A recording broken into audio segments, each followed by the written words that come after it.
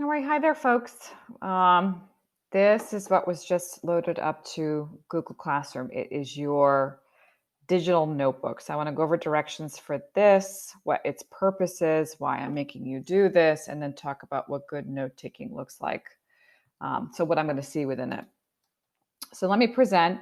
This is not your notebook for the full year. This is just for units 1 through 4 because our content for the first semester it's just that it's not cumulative, the course overall. You will just be assessed on the midterm for units 1 through 4. So after the midterm, I'll make a new digital notebook where you can have your material for the rest of the year. Okay, so when you go here, directions for the digital notebook, purpose of this, my goal here is for you to organize all of your assignments for civics and government. Normally, if we were in the classroom, I would have what's called a binder check. It's the equivalent to this. So, in essence, you'd have your class notes, your handwritten outlines from reading and preparing for reading quizzes, and then all of your assignments. It's a one stop shop for materials. So, when you are about to take a unit test or for the midterm, you'll have everything organized and set in order and you know what to use to study.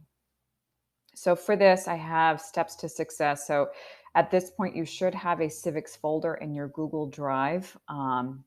This part, I'm not sure if I'm going to use this to assess or if I'm just going to do it on a case by case basis as you submit to Google Classroom.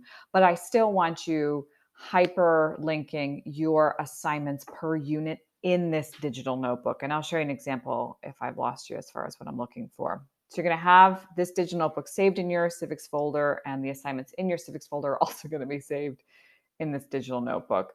Make sure the sharing settings is for anyone in Abington School District. And that last point is what I was just going on about. So link all of your Google Doc online assignments to each of the assignments in your table of contents. And I'll show you that in just a moment. You will be turning this in, which is why the share settings are so important. I have to be able to look at it. Again, ultimately, at least at this point, I'm just going to be looking at your outlines. I want to see how you're doing with those. I'm going to hold you accountable with that content through reading quizzes, but it's a skill that you need to acquire, especially if you're going to be taking AP courses. So let's look. These are not hyperlinked yet. They will be. These are going to be the bookmarks for Unit 1, Unit 2, Unit 3, Unit 4, because this digital notebook will get pretty substantial, I assume, with all of your outlines. So I want a quick way for you to hop over and check out Unit 2, Unit 3, Unit 4. So for Unit 1, this is what we're going to be covering. Part 1 is Introduction to Government. Chapter 1, Purposes of Government, Basic Concepts, Political Culture. And then Part 2 is Origins of Our Government. So beyond just government overall, it's definitions, where our government comes from, how it formed, um, and et cetera. So that's all of this is going to be a part of that first unit exam we'll take. So instructions, I have these here for each of the units just so you know what you're doing. So you're going to use the pages included to take both class notes and your own. I personally am a handwritten note kind of person. That's just my area of strength. So please know this does not have to come in a typed format. So if you're good at taking handwritten notes, if we're lecturing in class and you have your own notebook, awesome. Just take pictures of those pages and upload them here. You don't have to, again, type it. So remember, I have this little notation here. These notes are here for you. Yes, it's a gauge as to whether or not you're putting the effort in, and I can see that you're processing the content. But how you outline, and I'm going to give you lots of suggestions, ultimately is up to you. There are tried and true methods that research studies have shown work as far as taking content and putting it into your long-term memory. So I'm going to give you some examples as what I've seen in the past and what you could do, but I have a lot of flexibility here. You don't have to do it exactly my way. There's wiggle room. Okay. Unit 1, again, this is going to be the table of contents. So when we have an assignment that I give pertaining to content, I want you to hyperlink here.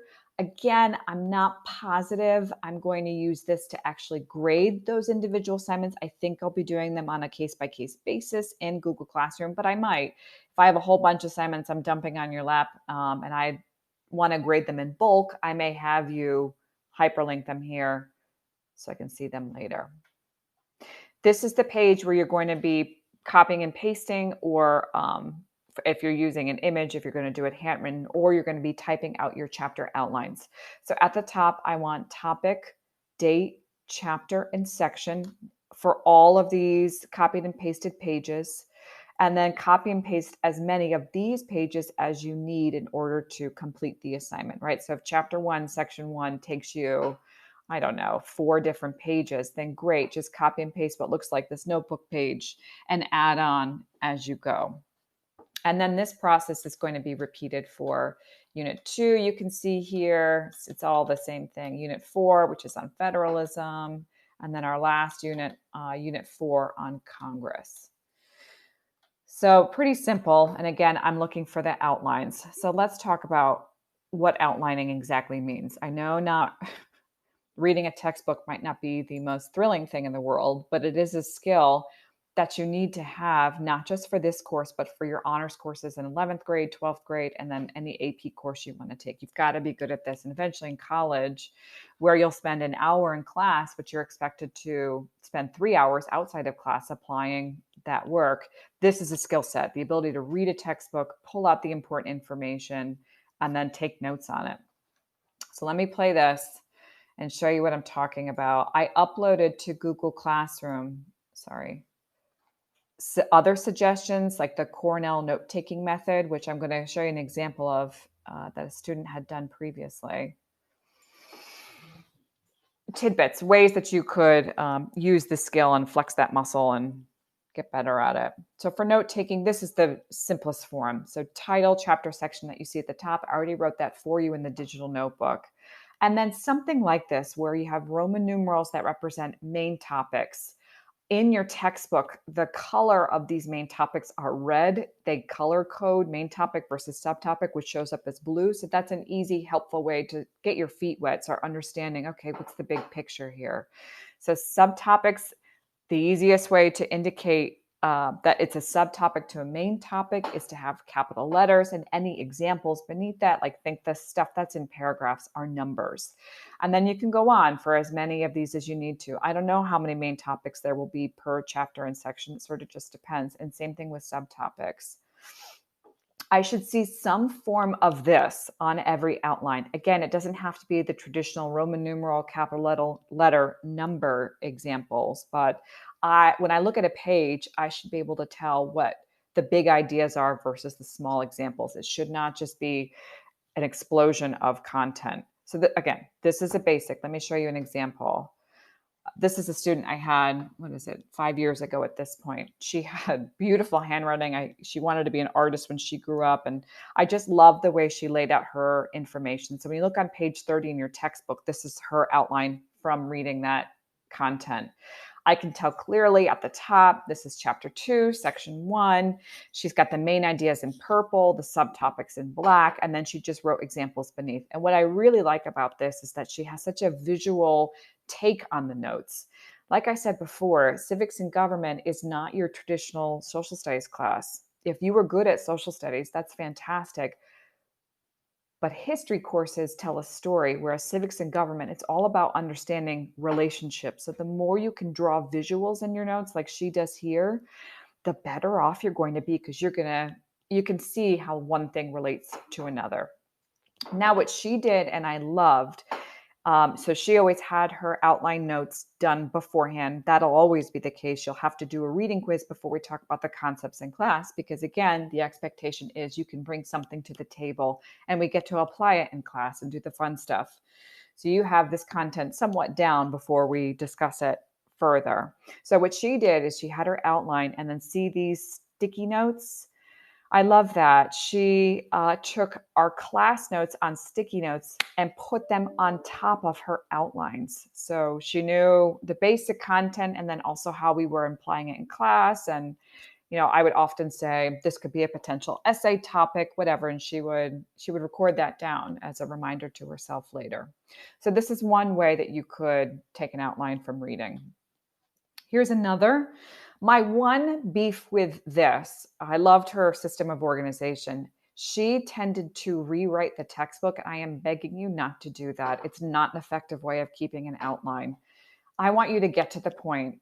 And so sure, they shouldn't be a half a page, but they also shouldn't be 7 pages. Now, If that works for you, great. I'm not going to tell you to stop. I just think that you should have a good work-life balance and have a little fun in your life. So try to find a good medium of doing the job well and doing well on reading quizzes and remembering the content, but also not overdoing it. Most students, the first time around on these outlines, they overwrite the textbook. And you're going to figure out this textbook, the flow of it, and the information that you should ultimately pull out. Be careful too. The bolded terms in this textbook are not the terms that you should necessarily know for content. They're just difficult English vocab terms. So students tend to write those down, assuming that's what's going to show up on a reading quiz, and that's definitely not the case. If you are struggling, if you're reading and you think, I don't really know what's the big idea here, I don't require the following, it's just a word of advice. I would look at the questions at the end of each section. I don't like working harder than I have to. I often go to those questions as a way to make reading quizzes. So you can find those there and use them as review. Some students, it really helps them to write them down. Do what you ultimately need to do. This is an example of a student. Actually, he went on to, I think he got into Yale. He used the Harvard note-taking method, and this is what it's supposed to look like. In essence, you only use the top half of the page to record your notes. And then at the bottom, you use that space. See how he's got an empty space here? You use that space to either write summaries, big pictures, enduring understandings, questions that you may have about the content. So I didn't love how cramped his writing was, because to me it's sort of hard to see what exactly stands out, but this definitely worked for him. I think he had close to 100% in class. And then he would use the space at the bottom to write down class notes or those reflections that I just mentioned.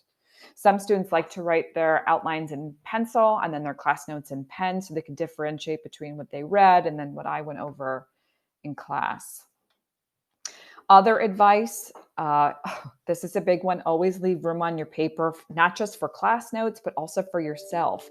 That way, when you go back to study, you can draw those arrows of this term connects to this term, etc. So leave room on your paper. Students tend to overwrite and take up a ton of space. Try not to. Either you can do this at the end of the section and or throughout. I prefer both. I'd rather have to flip through lots of those digital notebook slides than have everything crammed onto one space. This is big too. It seems like a waste of time, but it really isn't. I would highly recommend that you read the section of the textbook first. Digest that information, and then go back and record. When you read first, you're able to really process what the big idea is of this section, and you'll prevent yourself from over note-taking. Students who do this tend to have more succinct outlines, and they're better outlines because they're grasping, well, this concept, of course, this is going to be connected to the whole. A word of advice. For this next one, if you're struggling to retain info, definitely make flashcards, Quizlets, find crash course videos online, and then link all those to this digital notebook. Again, the notebook is intended for you, so you should make it as useful as possible. I mentioned this before, answer the review questions at the end of the section. Draw arrows, indicate relationships/connections. Make graphic organizers. If you don't know how to do this, I have thousands of them. I'd love to help you so you can start to see this information visually. I want to drive that home, how important it is to connect and see relationships between vocab terms and content. And make sure your notes are study worthy. If you're going to type this up, great. So that'll be clear. You'll be able to read it easily. But if you're going to handwrite it, make sure you can actually reread your notes later. This I like too. If you're going to come up with a vocab list, if you want to do that digitally or handwritten, make it so you can cover up the definition of the term. So either have a vocab term at the top and write the definition beneath, or have the vocab term to the left and then have the definition to the right, whatever it is. Make sure you can cover it up so you can sort of test your brain and see if you remember that content and information.